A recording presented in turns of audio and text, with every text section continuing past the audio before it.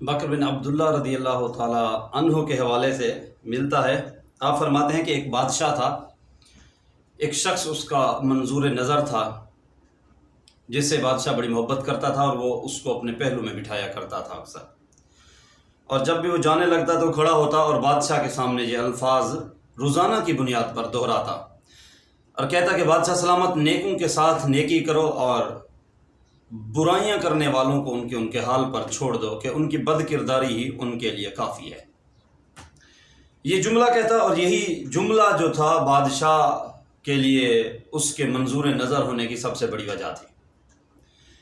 ایک حاسد کی ایک مرتبہ رگ حسد پھڑکی اور اس نے بادشاہ کے کان میں جا کر کہا کہ آپ نے جس کو اپنا منظور نظر بنایا ہوا ہے یہ آپ کے بارے میں کہتے ہیں کہ بادشاہ کے منہ سے تو بدبو آتی ہے. بادشاہ نے اس حاسد سے پوچھا کہ تمہارے پاس اس مدعا کی کیا دلیل ہے، اس دعوے کی کیا دلیل ہے، اس کا ثبوت کیسے ہو؟ تو حاسد نے کہا کہ اب آپ اسے بلائیے، جب وہ آپ کے پاس آئے گا تو وہ اپنے منہ پر، اپنے ناک پر بار بار ہاتھ رکھنے کی کوشش کرے گا. اتنے میں یہ کہہ کر بادشاہ کے کان بھر کر وہ حاسد اس شخص کے پاس چلا گیا، اسے اپنے پاس بلایا اور اس کے لیے کھانے کا اہتمام کیا، اسے کھانا کھلایا اور اس میں لہسن بہت زیادہ ڈال دیا. وہ جو بادشاہ کا منظور نظر تھا اس نے کھانا کھایا تو اس میں لہسن زیادہ تھا اور اس کی بدبو آ رہی تھی اس کے منہ سے. اتنے میں بادشاہ کا بلاوا آ گیا اس کے پاس، تھا کہ بادشاہ آپ کو بلا رہے ہیں. بادشاہ سلامت کے پاس پہنچا، بادشاہ سلامت میں پہلو میں بٹھایا تو وہی کیفیت ہوئی، اس نے بار بار اپنے منہ پر ہاتھ رکھا، اپنے ناک پر ہاتھ رکھنے کی کوشش کی چونکہ انہوں نے لہسن زیادہ کھائے ہوئے تھے سالن میں. بادشاہ نے جب یہ صورتحال دیکھی تو سمجھ گیا کہ حاسد نے جو کچھ کہا ہے وہ اپنے طور پر صحیح تھا، اور اس نے جو کہا ہے کہ یہ بار بار اپنے منہ پر ہاتھ رکھے گا، اپنے ناک پر ہاتھ رکھے گا، اس کا مطلب ہے کہ واقعی مجھ سے بدبو آتی ہے، یہ میرے بارے میں اس نے کہا ہے. وہ بڑا بادشاہ غصہ ہوا اور اس نے، بادشاہ کی ایک عادت تھی کہ جب بھی کسی کی سزا یا انعام لکھتا تو اپنے ہاتھ سے لکھتا، اس کے علاوہ کوئی تحریر وہ بادشاہ اپنے ہاتھ سے نہیں لکھتا تھا. تو اس نے رکا منگوایا اور خادم سے اور اس کے اوپر لکھ دیا کہ یہ جو بندہ تمہارے پاس رکا لے کر آ رہا ہے اس کا سر کاٹ کر اس کی کھال میں بھوسا بھر دو اور وہ میرے پاس بھیج دو. جب وہ شاہی فرمان لے کر عامل کے لیے وہ منظور نظر نکلا تو باہر وہ حاسد موجود تھا. اس نے اسے پوچھا کہ اس میں کیا ہے؟ تو اس نے کہا یہ بادشاہ کی طرف سے خلعت ہے. اس نے کہا کہ مجھے یہ دے دو، اس کی مجھے ضرورت ہے. تو اس نیک شخص نے، منظور نظر بادشاہ کے شخص نے، اس حاسد کو وہ رکا پکڑا دیا. جب وہ رکا لے کر عامل کے پاس پہنچا، اس نے کھولا تو اس نے کہا کہ اس کے اوپر لکھا ہوا ہے کہ یہ جو شخص تمہارے پاس رکا لے کر آ رہا ہے اس کا سر قلم کر کے اس کی کھال ادھیڑ کر اس میں بھوسا بھر کر میرے پاس بھیج دو.